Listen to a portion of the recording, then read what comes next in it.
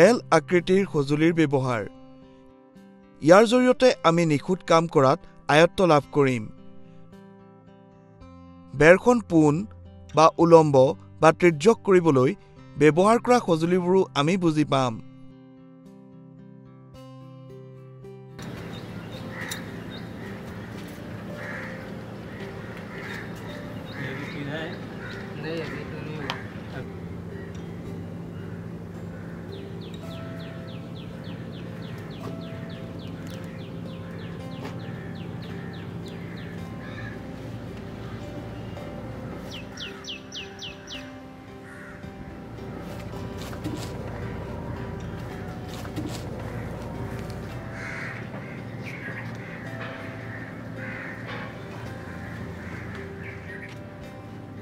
হে ভাই, এই ৰেখাডাল বেকা হৈ গৈছে।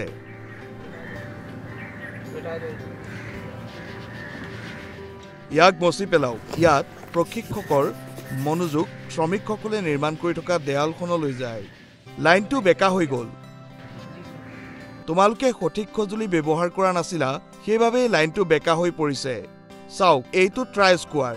যদি আমি যিকোনো ঠাইত 90 ডিগ্ৰী বনাব বিচাৰোঁ, তেন্তে আমি ইয়াক ব্যৱহাৰ কৰি 90 ডিগ্ৰী চিহ্নিত কৰিব পাৰোঁ। আহকচোন এতিয়া এইটোৰে কেনেকৈ মাৰ্ক কৰিব লাগে কওঁ। প্ৰথমে আমি ইয়াক আমাৰ মূল লাইনৰ সমান্তৰালভাৱে সংযোগ কৰিব লাগিব। এইটোৱেই আমাৰ আৰম্ভণিৰ বিন্দু।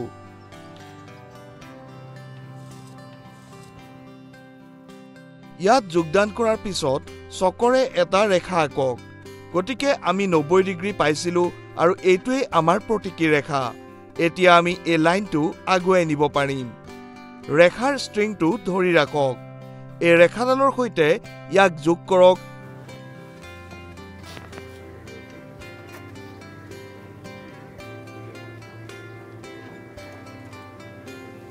আৰু চকটোৰে ৰেখাডাল আগলৈ লৈ যাওক।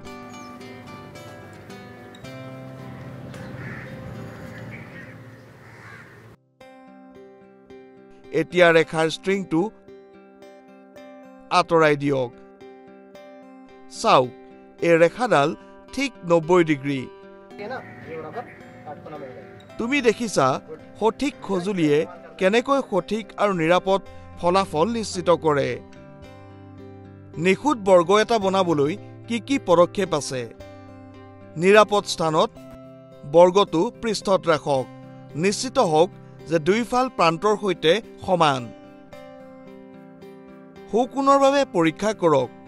ভিতৰৰ চুকটোক গাইড হিচাপে ব্যৱহাৰ কৰি পৰীক্ষা কৰক।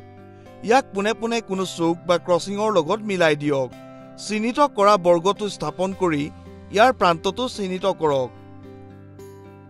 সমান্তৰাল ৰেখা ব্লেডখন চিহ্নিত কৰা ৰেখাৰ সৈতে প্ৰান্তিককৰণ কৰক আৰু জোখ আৰু চিহ্নিত কৰিবলৈ ৰুলাৰ ব্যৱহাৰ কৰক। এতিয়া আমি প্লাম বব বা খাহলৰ বিষয়ে জানো। উলম্ব বা উলম্ব পূৰ্ণতা জুখিব পৰা এটা নিখুঁত যন্ত্ৰ।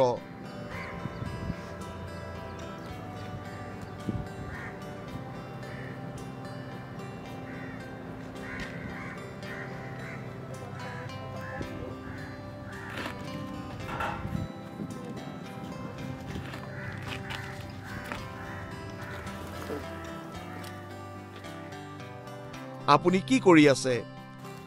প্লাম পৰীক্ষা কৰি আছেনে? এইটো ভুল পথ, কিয়নো পোন বেৰৰ প্লাম পৰীক্ষা কৰিবলৈ এইটো প্লাম নামৰ এটা যন্ত্ৰ।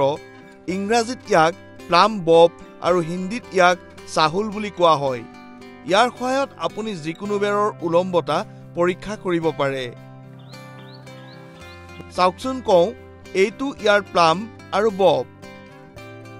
এনেকৈ ৰখাৰ পিছত শেষৰ ইটাৰ পৃষ্ঠলৈ নমাই নিব লাগে। আৰু যদি কিবা পাৰ্থক্য দেখা যায়, তেন্তে ইয়াক সামঞ্জস্য কৰি ল'ব লাগে। যদি মাত্ৰ 1 মিলিমিটাৰৰ পাৰ্থক্য থাকে, তেন্তে এই বেৰখন একেবাৰে মিহি।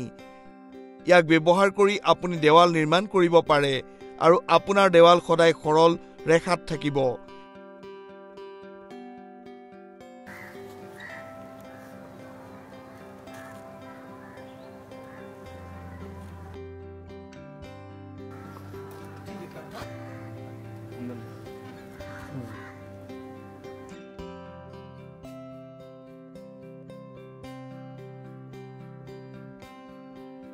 এতিয়া আনটো চুকত ব্যৱহাৰ কৰক।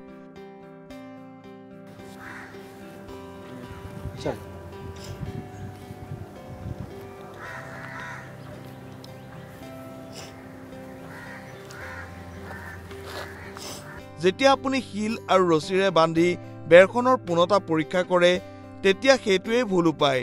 আপুনি কেৱল বেৰৰ পূৰ্ণতা চাবলৈ প্লাম বব ব্যৱহাৰ কৰে। ইয়াৰ ফলত আপোনাৰ বেৰখন সদায় পোন হৈ থাকিব।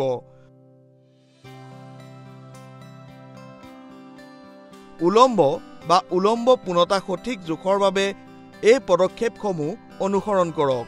প্লাম ববৰ সৈতে শক্তিশালী কৰ্ড যোগ কৰক। এটা নিৰ্দিষ্ট বিন্দুৰ পৰা মুক্তভাৱে ওলমি থাকিব দিয়ক। প্লাম ববৰ কৰ্ডৰ গুৰিতে এটা চিন লওক। এই চিহ্নটোৱে সঠিক উলম্ব বা উলম্ব পূৰ্ণতা দেখুৱায়। সঠিক উলম্বতা কেনেকৈ পৰীক্ষা কৰা হয়? প্লাম ববটো পৃষ্ঠত ৰাখক। তাৰ ওপৰত ৰছী এডাল লগাওক। উলম্ব বা উলম্ব প্ৰান্তিককৰণৰ বাবে পৃষ্ঠৰ চিহ্ন আৰু কৰ্ড মিহলাওক। আত্মা স্তৰৰ সঁজুলি। আহক জানো, আধুনিক প্ৰযুক্তিৰে দিগন্ত বা লেভেল ষ্টেণ্ড জুখিব পৰা সঠিক উপায় কি?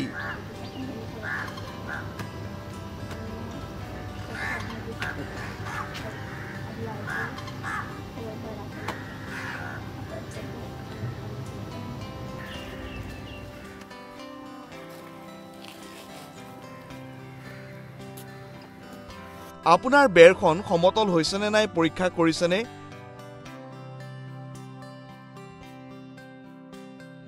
কেনেকৈ চেক কৰিব লাগে কম।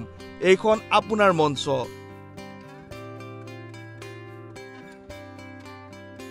ইয়াৰ ওপৰত স্পিৰিট লেভেল ৰাখিব লাগে। যদি এই দুটা ৰেখাৰ ভিতৰত বুদবুদ আহি আছে তেন্তে ইয়াৰ অৰ্থ হ'ল বেৰৰ স্তৰটো শুদ্ধ। যদি বুদবুদটো লাইনৰ বাহিৰত থাকে তেন্তে ইয়াৰ অৰ্থ হ'ল আমাৰ দেৱালৰ স্তৰটো শুদ্ধ নহয়। যেতিয়াই এনেকৈ চেক কৰিব লাগে তেতিয়াই দুইফালৰ পৰা চেক কৰক। দিগন্ত বা সমতল ষ্টেণ্ড জুখিবলৈ পদক্ষেপ। সমতল স্তৰটো পৃষ্ঠত ৰাখক।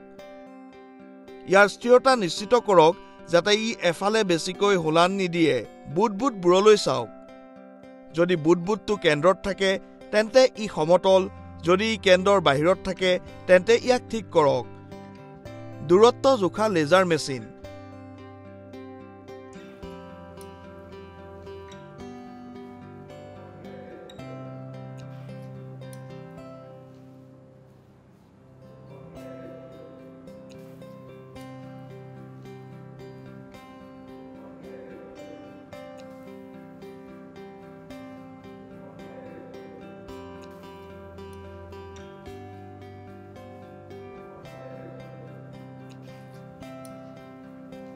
ইয়াত আমাৰ শ্ৰমিকজনে টেপৰ সহায়ত দূৰত্ব জুখিছে। ইয়াত প্ৰশিক্ষকে লেজাৰ মেচিনৰ সহায়ত দূৰত্ব জুখিছে।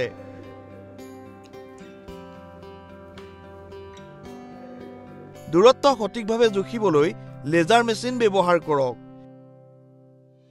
এতিয়া আমি ছবিৰ জৰিয়তে পুৰণি আৰু আধুনিক বাদ্যযন্ত্ৰ শিকিছো। সঠিক ছবি বাছি ল'ব লাগিব।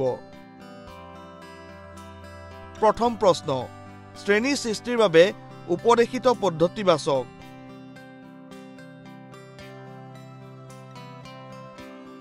দ্বিতীয় প্ৰশ্ন, সঠিক উলম্বতা বা পূৰ্ণতা পৰীক্ষা কৰিবলৈ আধুনিক আৰু সঠিক সঁজুলি বাছক। তৃতীয় প্ৰশ্ন, দিগন্ত বা সমতল পৰীক্ষা কৰিবলৈ আধুনিক সঁজুলি বাছক।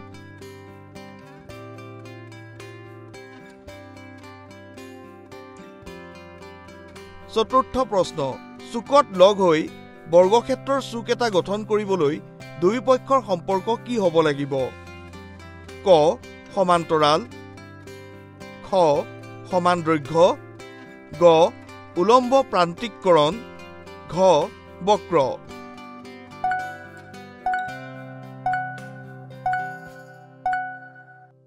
শুদ্ধ উত্তৰটো হ'ল গ।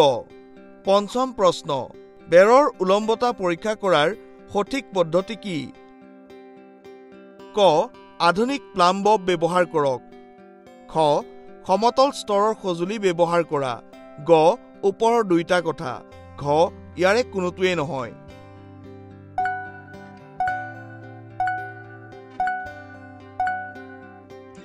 শুদ্ধ উত্তৰটো হ'ল গ. আমি ইটা সঠিকভাৱে কাটি বচাব পাৰোঁ।